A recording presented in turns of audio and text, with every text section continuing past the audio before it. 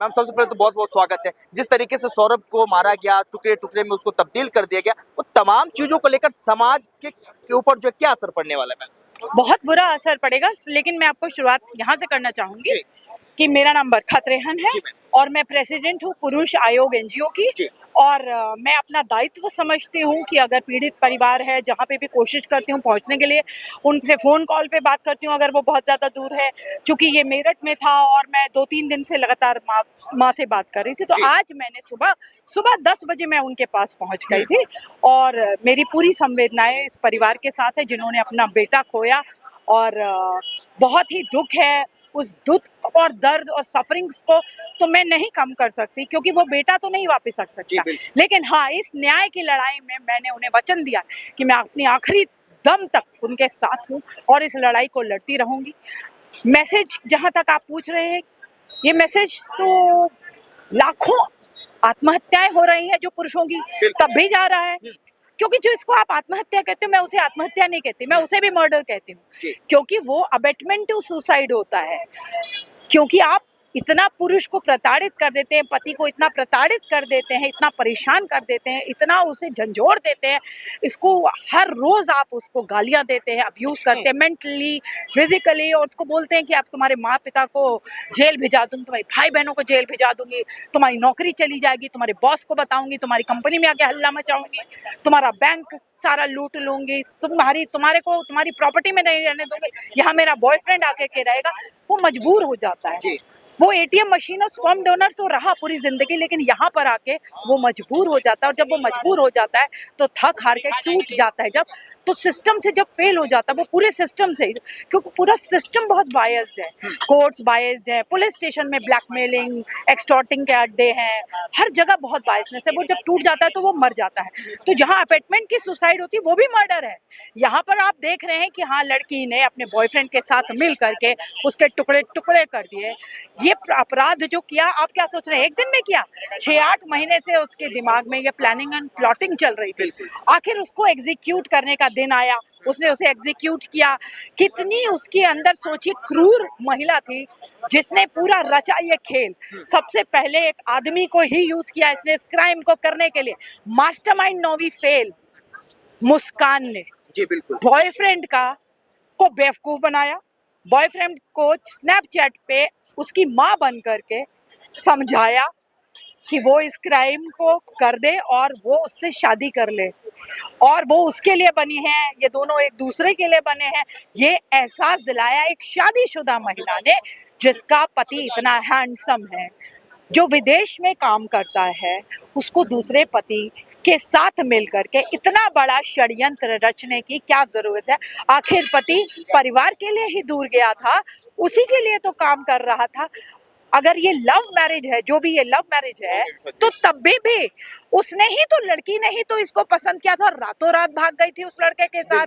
तो जब बिल्कुल खबर में नहीं चल रही, मैं तो आपको सत्य बात बता रही हूँ। मैं तो माता पिता के साथ आ रही हूँ, मैं तो दोनों के माता पिता से मिलके आ रही हूँ, मुस्कान के माता पिता से और सौरभ के माता पिता दोनों के साथ पूरा दिन बैठ के आई हूँ, पुलिस वालों के साथ। पूरे प्रकरण में अगर देखा जाए तो सौरभ की जो बेटी है उस पे क्या बीत रही, क्या आप उनसे मुलाकात हुई आपकी?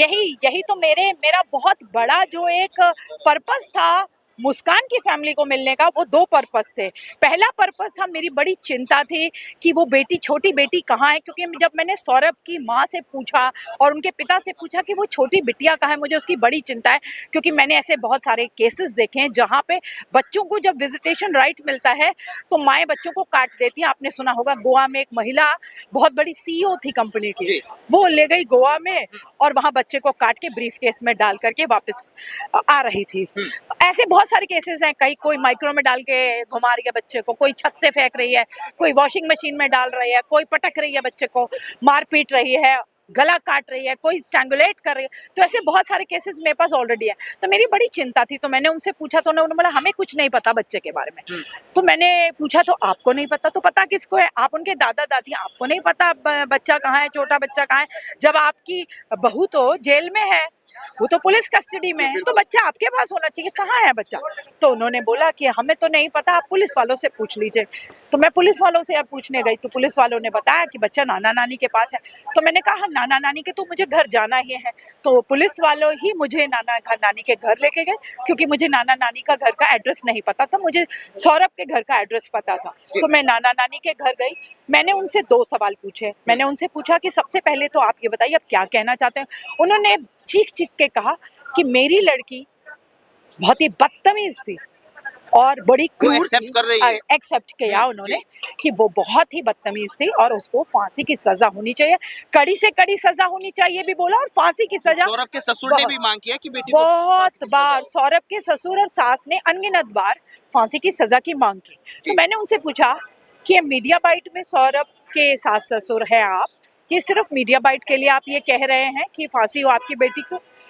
अगर आप इतनी बात कह रहे हैं तो इतने दिन से आप सोए थे, आपने अपनी बेटी को क्यों नहीं समझाया आपने? तो उन्होंने तो ये बात बोली कि मुझे कुछ पता ही नहीं था कि ऐसा वो कुछ कर देगी, वो गलत थी ये हमें पता था और हमने उसे बार बार टोकते थे, लेकिन वो ऐसा कर देगी इसका अंदाजा हमें नहीं था। तो मैंने कहा कि ये स्टेटमेंट जो आप दे रहे हैं ये अभी के लिए है, मीडिया के लिए, या आगे कोर्ट में जाके आप बदल तो नहीं जाएंगे? ये स्टेटमेंट यहाँ तक रहेगा क्या? इस न्याय की जो आप गुहार लगा रहे हैं, तो क्या आप सौरभ के परिवार के साथ खड़े हैं आखिरी दम तक? जब तक सौरभ के परिवार को न्याय ना मिल जाए, फांसी की सजा ना मिल जाए मुस्कान को, क्या आप खड़े हैं? उन्होंने ये बोला कि हाँ मैं खड़ा हूं। मेरा दूसरा सवाल था उनसे कि वो छोटी बच्ची कहाँ है?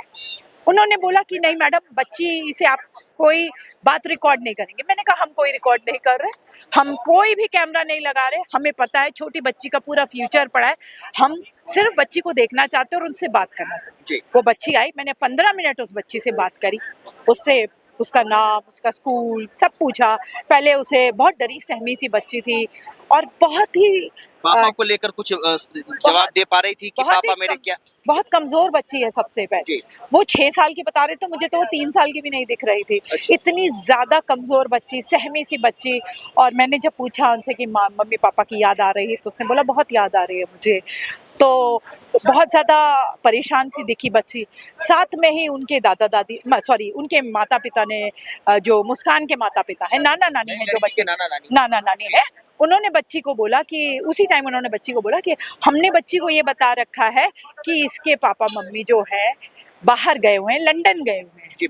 तो मैंने उनको बोला कि आप पढ़ाई करिए अच्छे से, आप अच्छे से अपना दिमाग पढ़ाई में लगाइए, आपको जरूर पापा मम्मी से मिले, आप खाना खाइए, आप इतनी कमजोर क्यों हैं? मैंने उससे सिर्फ और सिर्फ बच्ची को की मनस्थिति समझने की कोशिश करी। बच्ची बहुत परेशान दिख रही थी मुझे। उसके कि मुस्कान उस बच्ची पे ध्यान नहीं दे पा रही थी। मुस्कान तो किसी पे भी ध्यान नहीं दे रही थी, मुस्कान को सिर्फ वासना दिख रही थी, और वासना के चक्कर में, उसके एक्स्ट्रा मैरिटल अफेयर के चक्कर में उसने एक भोले भाले इनोसेंट प्यार करने वाले पति को खुद ही मार डाला और इस छोटी सी बच्ची को अनाथ कर दिया। बर्थडे मनाने के लिए सौरभ आया था, तो घरों का जो माहौल था कैसा लग रहा था? मतलब कुछ समझ।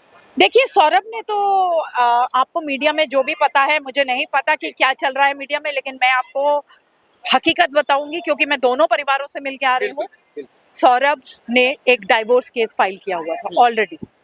तो जब सौरभ का डाइवोर्स केस फाइल था और सौरभ बार बार अपनी पत्नी से कह रहा था कि मुझे तुम्हारे साथ नहीं रहना, मुझे तुम्हारे सारे चक्कर पता है, वो कई बार भाग चुकी थी घर से। कई बार ये लड़की मुस्कान घर छोड़ के भाग जाती थी।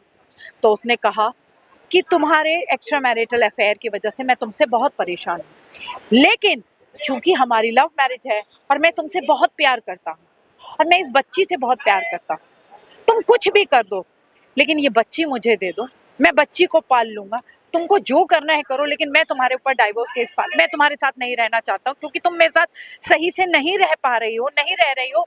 तुमने पूरे टाइम पुलिस को कॉल किया, गालियां दी हैं, अब्यूसिव लैंग्वेज यूज की है, ड्रग्स लेती हो, दूसरे लोग इस कमरे में आते हैं जिसकी जानकारी मुझे है।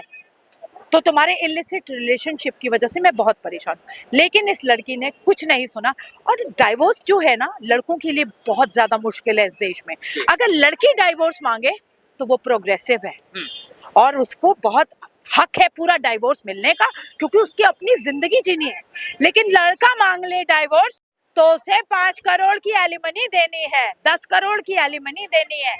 50 लाख की एलिमनी देनी है, 1 करोड़ की एलिमनी देनी है, फिर तो उसे बड़ी बड़ी एलिमनी देनी है। उसके ऊपर केसों की बौछार आ जाएगी, 8-10 केस आ जाएंगे, लाखों रुपए वकील ले जाएंगे, पुलिस में उसे डराया धमकाया जाएगा।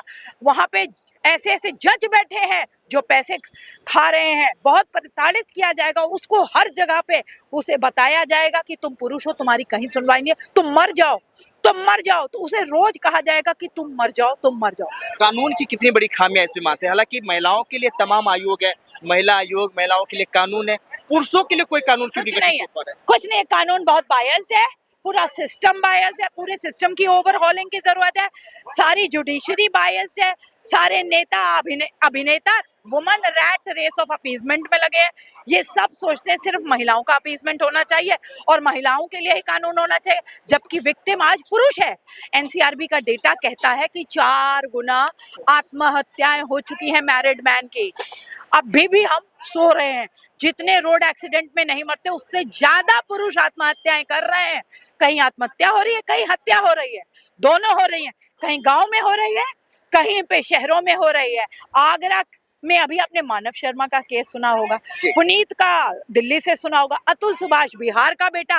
तो दिल्ली का बेटा मर जाए, बिहार का बेटा मर जाए, यूपी का बेटा मर जाए, राजस्थान का कल आपने केस देख लिया है कि वो बाइक पे हस्बैंड को मार के, उसने पहले डंडे से मारा, फिर उसको गले में स्ट्रैंगुलेट किया और उसको बाद उसकी मुंडी को उठा करके बाइक में घूम रही थी अपने बॉयफ्रेंड के साथ, और उसके बाद उसने उसे जला दिया, आग लगा दी उसे उसको।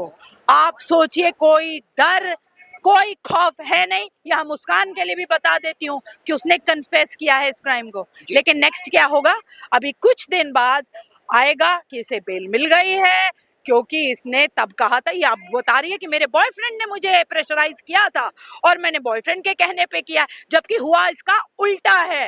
इसने बॉयफ्रेंड साहिल के कमरे से तंत्र मंत्र के तमाम पोस्टर्स मीडिया में निकल के आ रहे हैं, उस पे क्या कहना चाहेंगे? क्या लग रहा है कि ये जो पूरा जो कॉन्फ्रेंस है, तमाम जो घटना हुई है, उसके पीछे कहीं ना कहीं ये जालसाजी है तंत्र मंत्र को लेकर? कुछ नहीं है, it's a cold blooded planned murder, cold blooded planned murder, जिसको 6 महीने से प्लानिंग एंड प्लॉटिंग चल रही थी।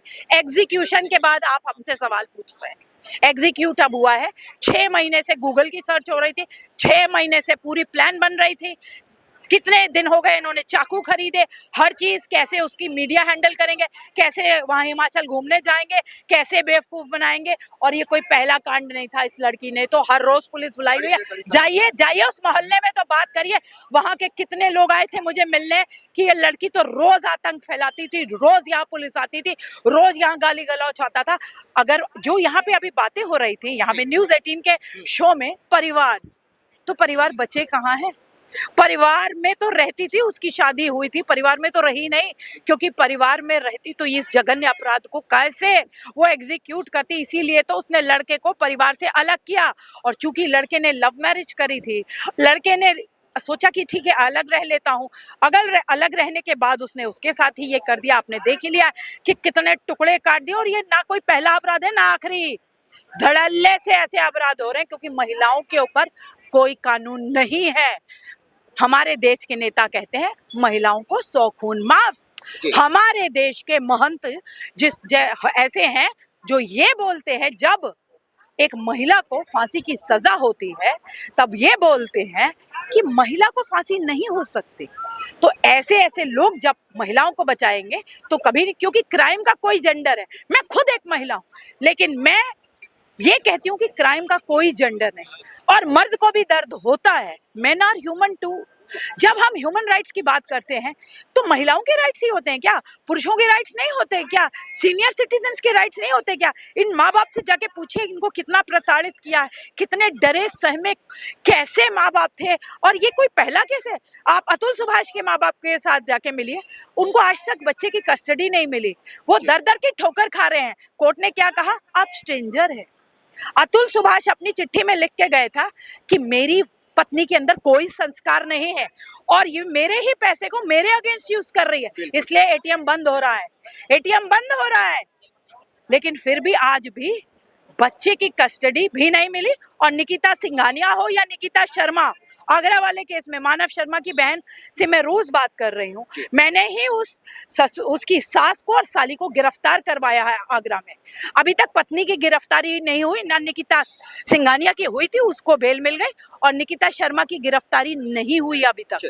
ठीक ठीक है, तो ये तमाम चीजें हैं आशुतोष सौरभ मर्डर केस को लेकर।